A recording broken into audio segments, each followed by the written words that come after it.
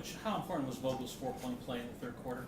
That was big. I remember him getting it. I think it was almost like a turning point. I think they were on a little run, if I remember, and he knocks that down, gets an 8-1 with it. So, David stepped up in this game and hit some big threes, hit some big shots for us, played very well for us, and he's played well for the last 3 games.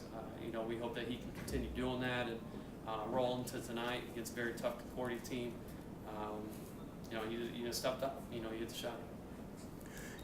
When Denny got into some foul troubles there, the bench came in, especially like Breyer, come off the bench, and continue to give you strength inside and rebounding and going to the basket. Yeah, we talked. Those 4 guys that come off our bench, that we go 4 deep on our bench, they've always got to be ready to play.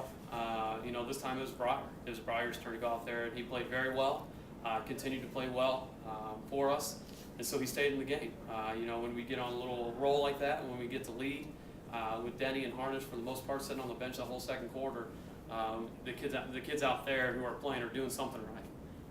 So I was very happy and pleased with the way Breyer came out and played. He brings energy to the game. He brings some rebounding, defensive. Defense side of the ball, he does a nice job. He's very quick from going point A to point B, getting out of their shooters.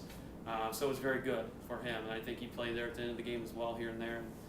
Just did an outstanding job. And that's, again, he's a senior, and we expect that out of him to step up. Next game, though, it could be Brent Bales, Austin Hayden. They're all going to have their turn. They've had their turn this year. They got to continue to believe their number is going to be called. They got to be ready. Josh had his kind of game, getting some frustration. He's always seemed like out there being picked on, but also being just hard nosed and going to the basket. And he got you going there, or kept you alive there with the free throw shooting as when they had to foul. Josh, every game he's going to have the best defender guard him, obviously, and he's going to be hounded. He's just got to play through some of that stuff, and he is so competitive.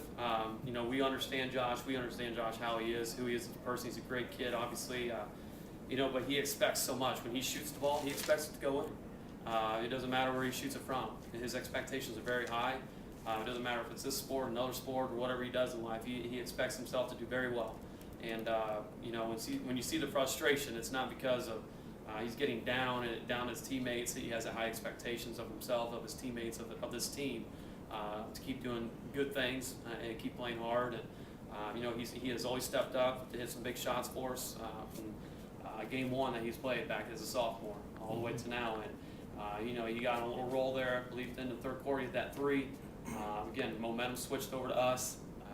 Just guys stepping up and hitting some big shots. Things that in the games that we've lost this year we haven't quite had. When we got down Jay County, we didn't hit that big shot. When we had it close and they started spreading it out, we didn't hit a big shot to stay within a distance of them. But tonight, this afternoon, we hit some big shots all night, all day. Pretty good poise for your team, because there was a stretch there in the third where they closed it up, and you had to show poise, and that's one of the things that seems like this team's improving on. Yeah. Throughout the year. Yeah, definitely. I agree with that 100%. With our poise and adversity, we've talked about adverse situations from middle of the season, beginning of the season. I mean, every game seems like we talk adverse situation. How do we respond? That's what it's all about. It's not putting your head down. It's not complaining about an official not making the correct call or whatever it is. It's how you respond. How are you going to come back and get the ball back? Are you going to steal it, or are you going to pout about things? And I think we've done a much better job. Looking back at our games, much better job. We've come a long ways in that area. You're ready for a team like Concordia? We got to be now. Obviously we win one game at a time. It's all about one game at a time with me. I've seen Concordia play 2 times live. That's because they're playing Homestead and someone else. I forget who they're playing in our conference, I believe. But it's one game at a time. But now we're going to spend the afternoon preparing, watching and breaking down some game film and getting ready. Coach, how would you assess your defense on Kindid? He scored 16, but he's had a couple of games of 30-plus within the last month. I think we did a nice shot. I think Shively Guarded him great I think the first half. I think he only had 6 points in the first half, if I remember correctly. Yeah. And I think the shots that he was taking in the first half he struggled. Except for one wide open three, I think he hit top of the key or whatever. But he's a scorer. That's their go-to player besides Andrews in the post inside. That's a pretty good 1-2 punch. If you miss it, Andrews is probably most likely going to get it. So we had a box out inside to do little things, but that Drew did a nice job. I think our defense is getting better. Heritage game in the sectional final, much better. And we had some lapses this game, but for the most part, I was pleased with it. Early on there in the first quarter, with calls for both teams, seemed like both you and Coach Patrick were getting frustrated. Players getting frustrated. What do you say to the guys to keep focused? That's a turning point even early in the game. What did you tell them? The guys get frustrated about those kind of things. And again, it's adverse situations. It's let me do the talking. I'll talk to them and don't do the talking. We have guys standing up on the bench, guys out on the floor upset about things that you can't let things like that. You can't let it show. You can't wear it. You got to play through some things. Play the next play, as we always say. And, forget about the little things that are not going your way. Not everything in life's going to go your way, and they know that. And we keep drilling that into their heads. So, it got rough there in the first quarter, first half, and then bits and pieces throughout the second half. But for the most part, when the calls didn't go our way, we played through it, and it's the same way for them as well. I thought both teams were very good about just playing through the situation, and both teams played hard tonight this afternoon. Tanner Andrews, his first quarter, he had 8 points and 5 rebounds. He's looking at double at halftime at that point. Yeah. What did you do to tell the guys that we got to stop this guy?